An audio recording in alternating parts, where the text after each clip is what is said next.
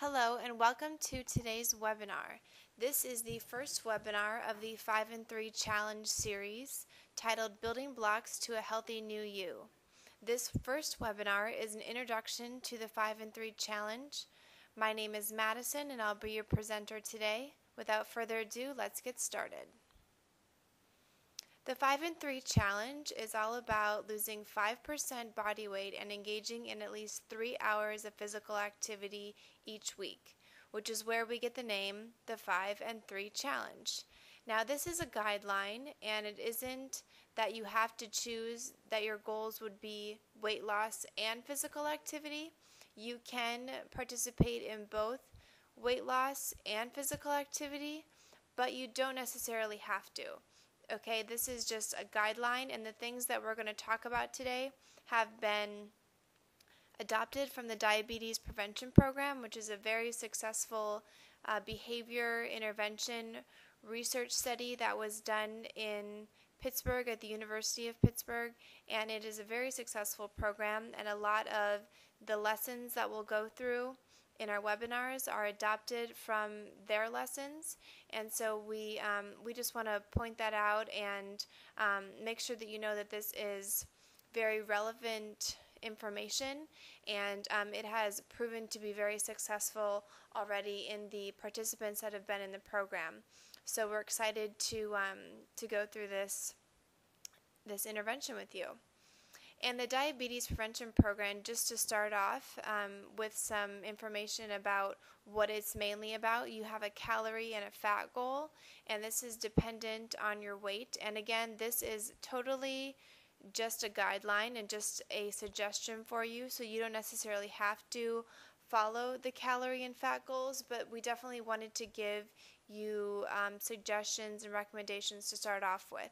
So you can see, according to your weight category on the left, are your recommended fat goal and calorie goals.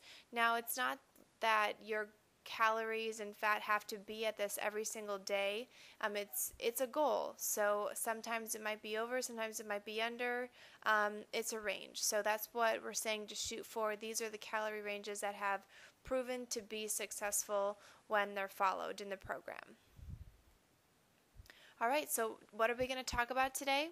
We are going to go over goals, appropriate goals for this program and how to make them, recording your food and activity, how to get lifestyle balance, what does healthy eating mean, and finally we'll finish up with some information on portion control, which is really important to the program.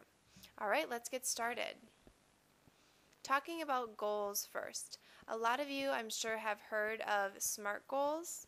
And SMART goals can be very useful. However, today we're going to add a little bit more to that, and we're going to talk about writing the SMARTest goals. So the SMARTest goals have the same basis as the SMART goals do, being SMART, being measurable or specific, being attainable, having a reward tied to it, and being timely.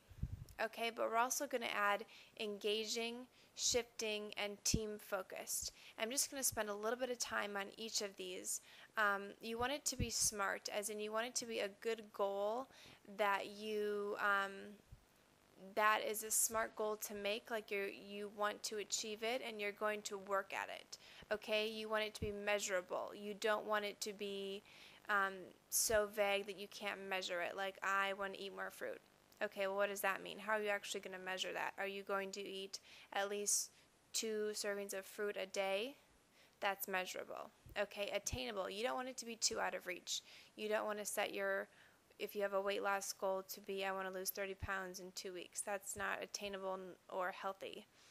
Set a reward with it. Reward yourself. Maybe don't reward yourself to go to a buffet if you lose 10 pounds, but maybe you can reward yourself with buying a new pair of tennis shoes or a new outfit or getting a massage, something that is going to reward you and motivate you. Timely. You want to make sure that you're setting a good timeline. Maybe you want it to be a whole year. Maybe you only, want to keep it short term. You want to do something in 2 or 3 months. Make sure that it's time appropriate to you. And the EST is where we get this difference between the SMART goals. Engaging. You want to be engaged in your goals.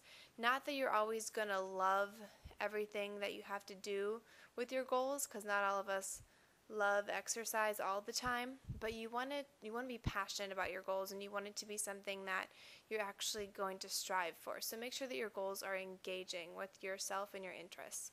Shifting, you have to leave some room to shift your goals, especially because some people achieve a goal very quickly, or when they achieve it, they don't set a new goal. Okay, your goals are going to shift, and things happen, circumstances come up, and if you're a person that isn't really good at being flexible, this is something that you might want to concentrate on, because sometimes you have to do a little bit of shifting, and you can still meet your goals, but you have to be kind of flexible and make it work for you. And team focus, it doesn't necessarily have to be this way, but if you have some social support and you have someone else or a team that you're reaching and striving for your goals with to support you and you to support them, that can be really helpful. So something to consider when you're doing your goals, and remember, it's not a goal unless it's written down. So write down your goals and make them the smartest goals. We're going to talk about recording your food and activity, and this is a vital part. So pay attention. Vital part of any weight loss or physical activity program is recording your food and your activity. Most importantly, your food. Research shows that when people write their food intake down, they are a lot more likely to see weight loss and to see change in their eating behaviors. So you can do this on a piece of paper, and there are written food records that are supplied to you through the 5 and 3 challenge. You can also do this online at livestrong.com/myplate or myfitnesspal.com. There are a number of websites. I definitely recommend these two first before any of them, especially the Livestrong website. It's a great website. You can put in all your food. You can look up what the nutritional facts on a food are. You don't know how much an apple will give you in terms of calories. You can look that up, and it'll tell you everything you need to know about almost every food.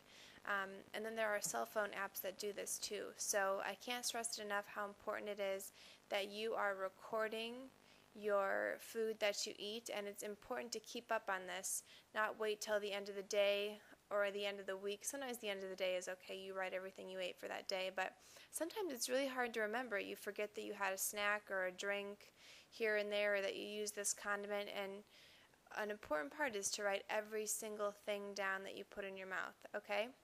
And this keeps you accountable, so you can see that, hey, I'm already at 1,200 calories. I probably shouldn't have, this extra snack or dessert or whatever it is. Okay, so writing it down, very, very important. Balance. It's all about lifestyle balance. And if you see the figure on the far left, this is what happens when your food intake and your physical activity are equal, right? Your weight stays about the same. It always varies within a few pounds, but it stays about the same within 3 to 5 pounds. You gain weight when your food intake is more than your physical activity outtake, and of course you can lose weight when your food intake is less than your physical activity, and you can actually reach a new balance at a new weight. And that's kind of what we're trying to do here, is to tip this balance and over time reach a new lifestyle balance at a new weight. And notice I say lifestyle. This isn't about losing 10 or 20 pounds in a few weeks or 10 weeks and then going back to your old ways. This is about developing habits that will last you a lifetime. Okay, that's what this is all about. Moving on to our next slide. How much does it take to tip the balance? These are just some good things to know. About 1 pound of body fat stores 3,500 calories. And the way to approach weight loss, the best way, is to go about it slow and steady. So I have a chart here which shows you if you want to lose a pound a week, that would mean that you would have to cut out about 3,500 calories per week, which equals 500 calories a day. So for example, that could be something like a peanut butter and jelly sandwich has about 500 calories in it.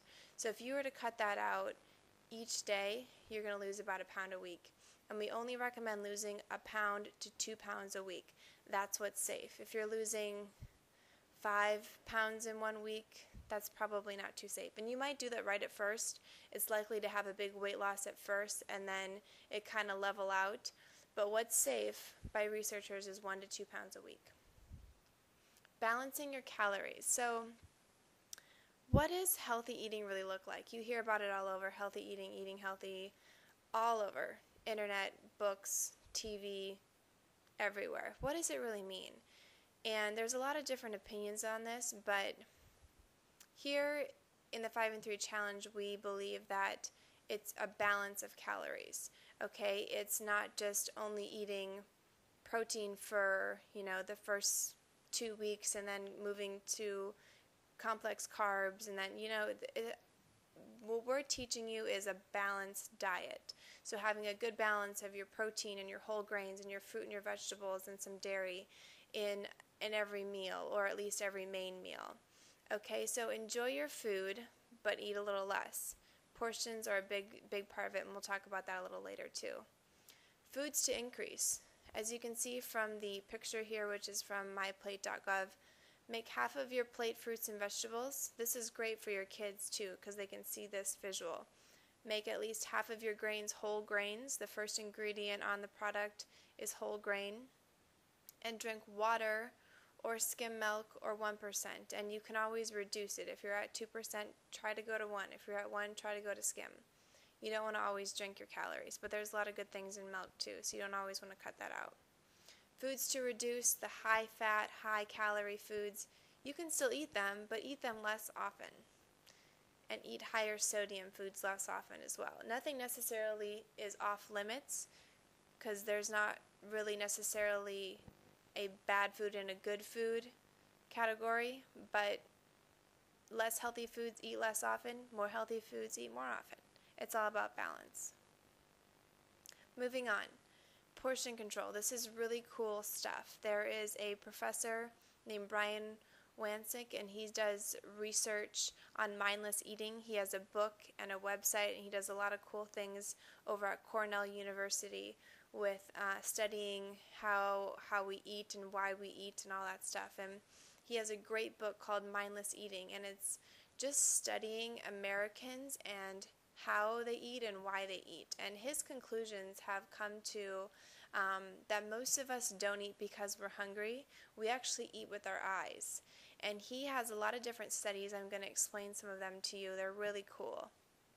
His first study I'm going to talk to you about is with popcorn. And what this study was he had a popcorn lab set up in a movie theater. It was a movie theater, and he had people with smaller buckets and people with the big popcorn tubs, and they were given out randomly, and he wanted to see, just how much people eat.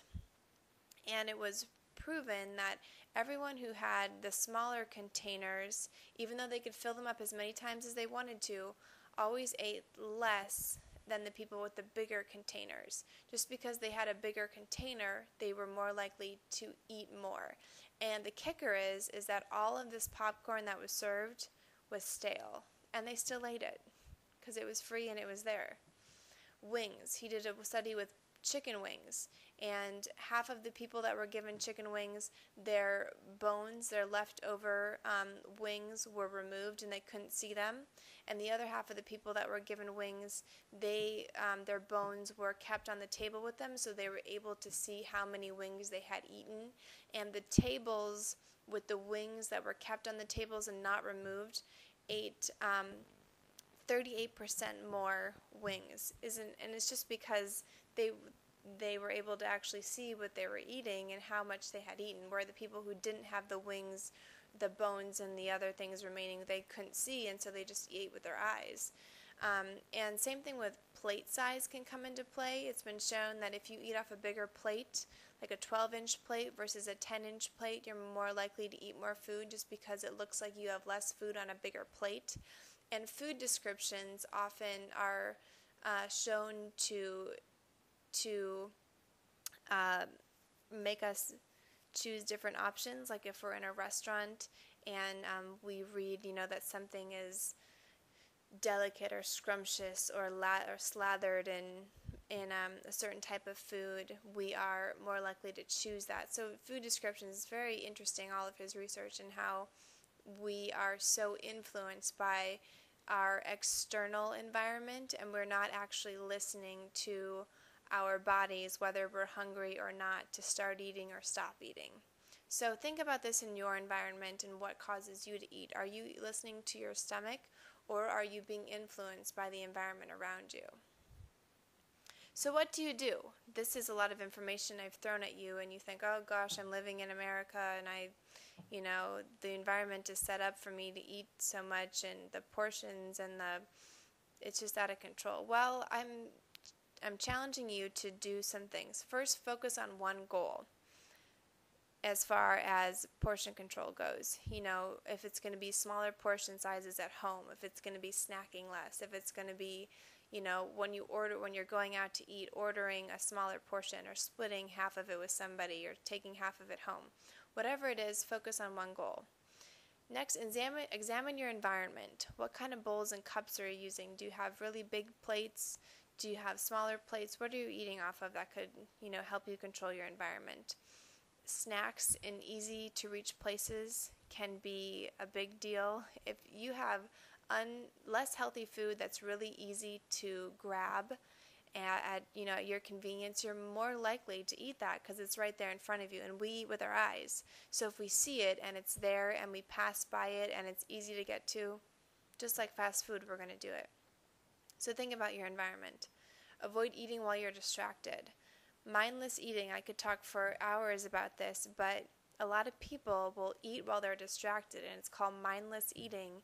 And when you're doing this, you're not really enjoying your food, and you're taking away from the wonderful experience that is eating.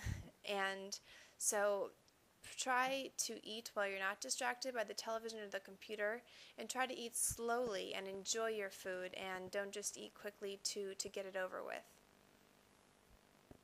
All right, that concludes our webinar for today. Thank you for attending. Our next webinar in week 4 is webinar number 2, and that is all about jumpstarting your physical activity program. So today was the introduction. Next, we're going to talk about some physical activity information. And if you have any questions, make sure to email us at livewell@babbins.com. Thank you so much, and have a great day.